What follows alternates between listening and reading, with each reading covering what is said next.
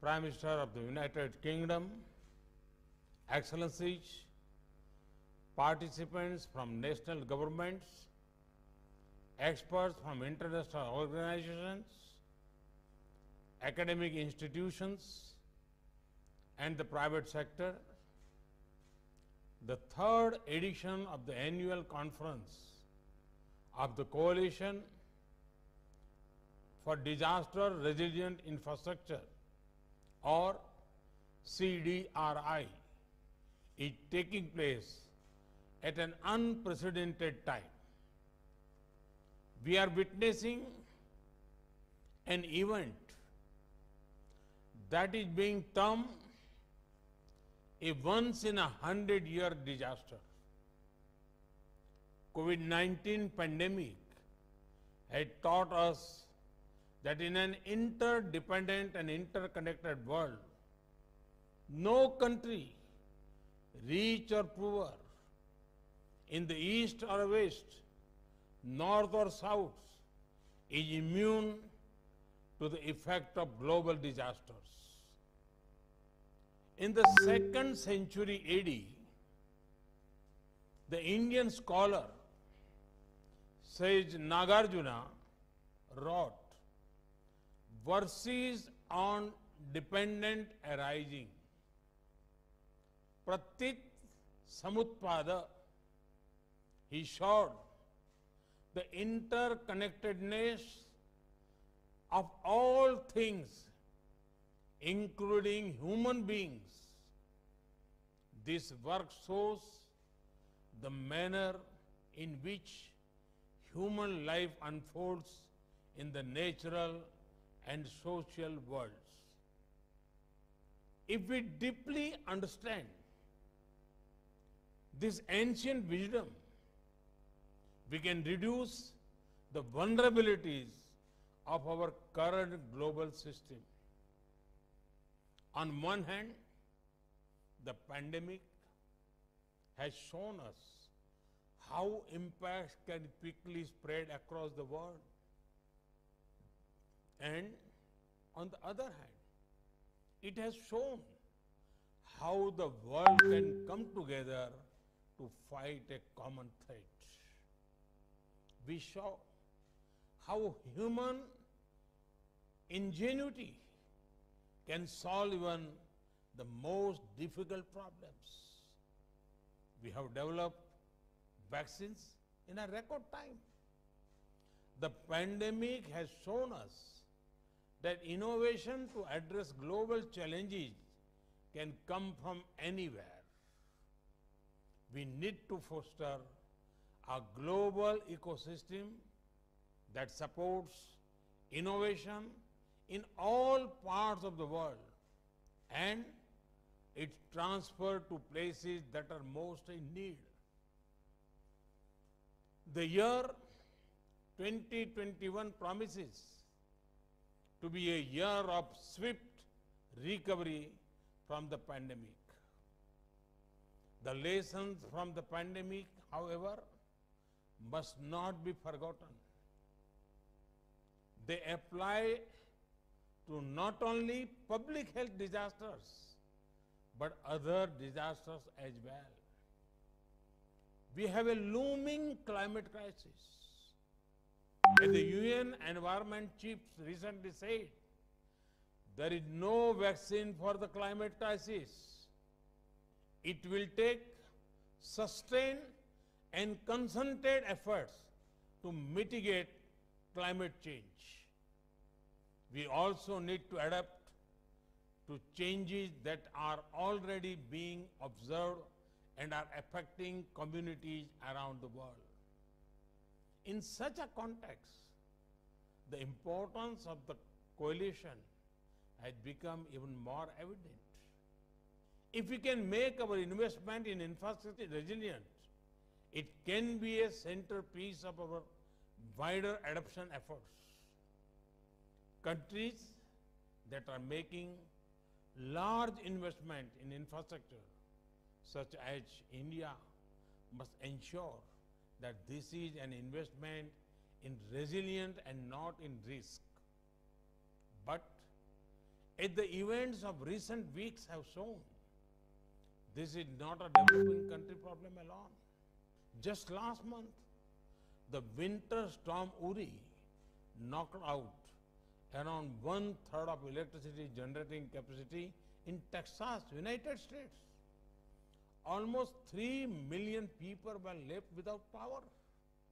Such events can happen anywhere. While the complex causes of the blackout are still being understood, we must learn lessons and preempt such scenarios. Many infrastructure systems, digital infrastructure, shipping lines, aviation networks cover the entire world. Effect of the disaster in one part of the world can quickly spread across the world. Cooperation is a must for ensuring the resilience of the global system. Infrastructure is developed for the long term. If we make it resilient, we will prevent disasters not only for ourselves, but many future generations. When a bridge is lost, a telecom tower falls, power system fail, or when a school is damaged, the loss is not just the direct damage. We should look at losses holistically. Indirect losses due to disruptions to small businesses and interrupted schooling of children may be several times higher. We need the right accounting perspective for a holistic evaluation of the situation. If we make our infrastructure resilient, we will reduce both direct and indirect losses and protect the livelihoods of millions. In CDRI's formative years, we are grateful to have the leadership of the United Kingdom alongside India. In the year 2021 is a particularly important year. We are approaching the midpoint of the Sustainable Development Goals, the Paris Agreement, and Sendai Framework. The expectations from COP26 to be hosted by the UK and Italy later this year are high. This partnership on resilient infrastructure must play its important role in helping meet some of those expectations. In this regard, I would like to share a few key areas that need to be accorded priority. First, CDRI must embody the central promise of the Sustainable Development Goals, that is, leave no one behind. This means that we have to put the concerns of the most vulnerable nations and communities first. In this regard, the small island developing nations that are already experiencing the impact of worsening disaster must have easy access to all the technology, knowledge, and assistance that they consider necessary. We must have the capability and support to adapt global solutions to the local context. Second, we must take stock of the performance of some of the key infrastructure sectors, particularly health infrastructure and the digital infrastructure that played a central role during the pandemic. What are the lessons from these sectors? And how can we make them more resilient for the future? At the national and sub-national level, we have to invest in capabilities for integrated planning, structural design, availability of modern materials and a large number of skilled personnel in all infrastructure sectors. There is need for research and development in all these areas. Third, in our quest for the resiliency, no technological system should be considered too basic or too advanced. The CDRI must maximize the demonstration effect of the application of technology. In Gujarat, we built India's first hospital with base isolation techniques. Now, base isolators for earthquake safety are manufactured in India itself.